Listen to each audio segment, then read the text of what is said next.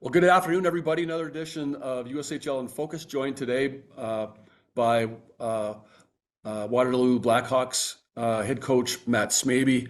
Matt, thanks for joining us this afternoon. How's the weather down in Waterloo? I know that everybody's checking out what's going on the weather forecast right now. We got dumped on for the first time in a couple of years. So school canceled the last couple of days, but managed to squeeze practice in, which is good. Good. Well, a couple big games coming up for the Blackhawks this weekend with Chicago and Youngstown coming to town. But we want to talk about how the Blackhawks have been doing recently. You're on a nice little run here, 7-3-0 in your last 10, and it looks like you're making a move up the standings a little bit right there, 17-12, 0-0 on the season. Tell us about how the year has gone so far for the Waterloo Blackhawks. Yeah, I think probably not the start we wanted. Got off to a bit of a slow start. I think you can kind of chalk that up to a new group, lots of learning to do. I think our guys did a great job of, adapting and learning throughout the course of the early part of the season. And now I think the hill that we're climbing over is just trying to be consistent with what it is we want to do. So I think we've had a pretty good run. As a coach, you always want a little bit more. And I know our guys do too, which is a good thing. And, I'll speak to, just the core of kids we've got, the group that we've got, and, a group that's probably never satisfied with where we're at, which is a great thing to have. So, happy with the little successes, but I think we can all be honest with each other and just say, we got some growing still to do, and that's exciting.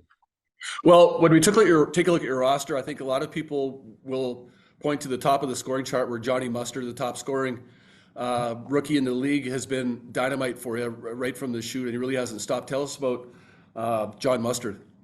Yeah, exceptional player, especially for a young guy coming into the league. What I think he does really well, he's a great skater, first and foremost. So when he's up, when he's skating, when he's moving, especially with a puck on his stick, he's tough to handle. His shot is elite. It's outstanding. He can score from inside a phone booth.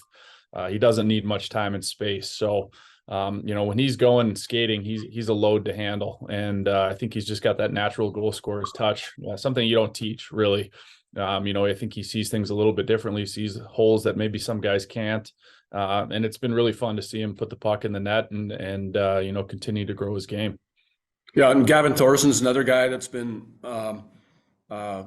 really racking up the points here recently. Jacob Altricher, another guy. You do have some depth. Grady Deering is another one. And Gavin Lindberg, Griffin Erdman. There's several guys on the team, including some veterans who have been key for you offensively, right? Yeah, I think, balance is always key. If the more you can kind of spread it out throughout your lineup, where there's not just 1, 2, 3 guys to worry about. You've got a couple guys that can put the puck in the net a few different ways. I think that's a good thing. So I think our guys are being rewarded with points. But I think it all stems from playing the game the right way. And that's something that we really focus on. We don't pay too much attention to the score sheet. It's more kind of process over results. And, the guys they're putting points on the board, and really the rest of the team as well. I think they're doing a great job with that. And then recently along the blue line, a bit of a splash in the league, picking up Madison defenseman Will Felicio, who is one of the top blue liners in the league, and trying to shore things up along the blue line there a little bit for the Blackhawks. Yeah, I think when you have an opportunity to add a kind of an impact player, Will's a dynamic player, especially from the back end. When you have an opportunity to do that, we made sure it was a fit within our group. I think he's a guy we're really excited about. He'll see his first game action this weekend. We've started the process of kind of building him up on the team side as to what it is that we're doing. I think a player that we're really excited about, a player that we thought would fit really well within our lineup, and we're excited for him, in the future with us. Yeah, and then take a look at your goaltending. It's been pretty solid with Calvin Vachon, his first year in the league, Shattuck product, and Jack Spicer, who had been with the team last year. It's a nice 1-2 punch you have there between the pipes. Yeah, I think Cal got off to a great start this year. He was hot for an extended stretch. Jack jumped in a couple of weekends ago and had a really solid couple of games. I think anytime you can kind of create that internal competition between the pipes, that's a really healthy thing. And I know both our guys are good buddies. They push each other, and we want to see him keep growing and getting better. So most everybody's sort of started the second half of their season here in the league Matt, what would you like to see your team improve upon as we head down the stretch? How much time you got? No, I think incremental growth across the board. I think we've grown as a group. Our team game has grown.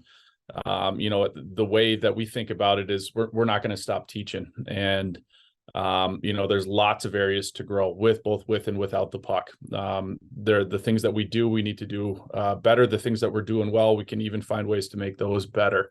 So I think it's kind of a holistic approach. We want to keep getting better in every area. And when we focus on one thing, something slides a little. So it's always a process of figuring out what's most important with where we're at in the season. And again, like I said at the beginning, I think we've done a good job of growing up to this point. But I also see a ton of room for growth within our group still. And it's just a matter of staying right on top of it and being hungry every single day we show up to the rink. Before we talk about your path to the Blackhawks, I did want to ask you about your experience in coaching the USA Select team up in Nova Scotia here recently. What a great experience for you and your staff, and you took a group of USHL players up there and probably didn't get the end result. You started off really well, but what a great experience for your staff and your players to go up to Nova Scotia and USHL group of players up there competing internationally for the United States. Yeah, it's tremendous. It was a tremendous honor, one, to be on the staff and a part of that group. I know our players felt that as well. I think anytime you can represent your country in international competition, it's such a cool thing. And, those opportunities are few and far between. And, I think our guys had a great appreciation of that going through the tournament. Group, I thought our group was outstanding. The kids were great. They bought into what it was we were trying to do. We did have a good stretch of hockey. I think we went 6-1 over the course of the tournament and the exhibition. In the semifinal, couldn't find a way to pop one kind of late in the game, and end up coming out with the bronze medal. So I was really proud of the work our group put in. Obviously, not the result anyone wanted. I think we all, heading up there, we knew what our goal was. Our goal was to win, and we knew that would be an earned opportunity. And unfortunately, we didn't get the result. But I think it was a great experience for the guys to be a part of an international competition. And I think even without getting the result we wanted, I think there's a ton that those guys can take back to their teams to better prepare themselves for the second half.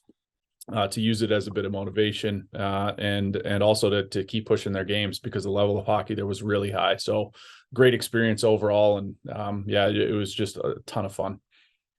And coming back with bronze medals, pretty cool for, I think, everybody involved, right? You ended it on a high note with a win in the bronze medal game. And then on Monday, coming up here on Monday, we have the Chipotle All-American game in Plymouth. You're taking a couple players there, or a couple players from your team will be there with Johnny Mustard and Will Felicio. Another great opportunity to showcase talent in the USHL with the NHL draft prospects game.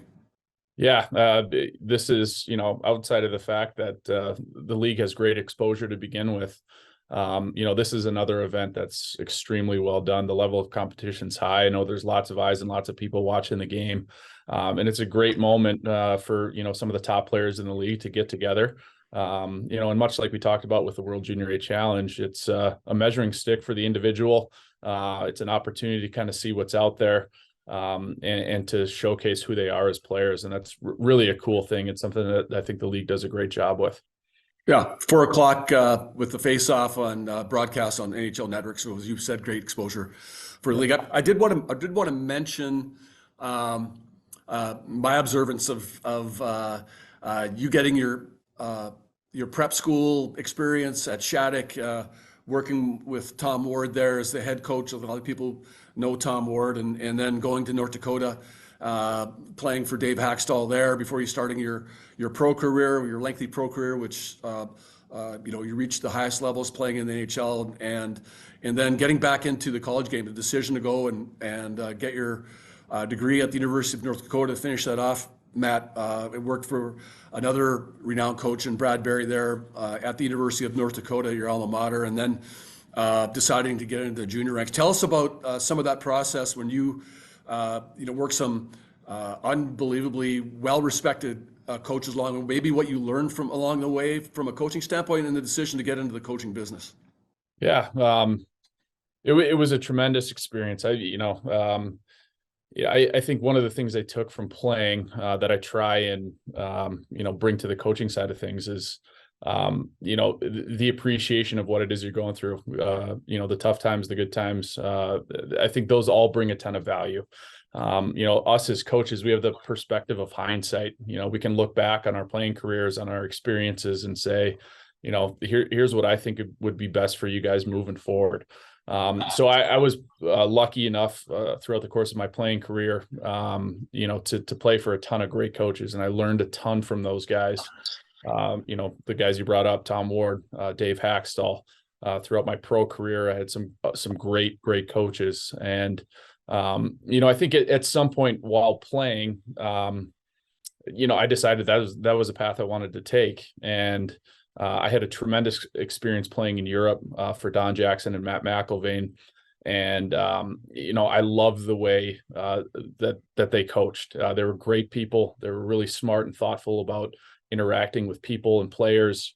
And then the way they thought about the game was a little bit different. So, taking all those experiences from my playing career and then really just trying to be myself on the coaching side of things is really how I kind of shaped it and framed it. And, I think hockey is a great game. It's a vessel for life lessons. Hockey ends for us all at some point.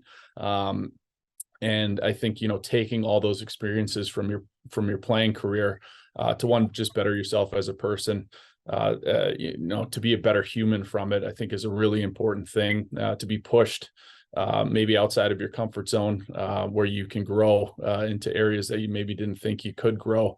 I think all of those little nuggets that I have the perspective of looking back on now are things that I tried to take with me. And, those are the things that I aspire to do as a coach. And I feel lucky to be able to be in this position, working with kids every single day. Yeah, and at this level, working with the junior ranks, I'm talking with other coaches in the league, they talk about it is different. It's not the same as coaching in the college level. Of course, the college level, that's still developmental, but here you are on the cusp of helping kids move along with the goal of getting to the college ranks, eventually play in the NHL and play at least levels. And talk about that. How much do you enjoy working with the junior hockey level, Matt? Yeah, so I never played in the USHL. As a player, I went right from Shattuck to the University of North Dakota. So the league to me when I got here was all new and fresh. I'd never been in any of the buildings, didn't have the experience of playing in the league. And I came, one of my most recent jobs before I got here was at the pro level. And so you get here and you realize, man, these kids have a lot to learn. But to me, that's the fun part. There's stuff to teach every single day. There's stuff to work on every single day. The kids are really driven at this level. They want to get better. They want to succeed. They want to figure out how to do things the right way. And then, for us as coaches, being able to teach every single day, whether it's, off ice stuff, whether it's system stuff, or whether it's habit stuff, there's so much there that they need to work on. Granted, the players are at a high level to begin with. But in order to have success moving on to other levels, there's a ton to work on. And that's the really fun part for me is, taking the individual, taking the team, figuring out what's most important, things that are going to bring value, things that we think are going to help them succeed at this level and the next level. And then really kind of, crafting and working on things from day to day. Great. Matt, thanks very much. I know you're a busy guy. I appreciate you joining me this afternoon and looking forward to watching the Blackhawks here in the second half of the season and wish you all the best with your games this weekend, okay? Thanks much. I appreciate it. Thank you.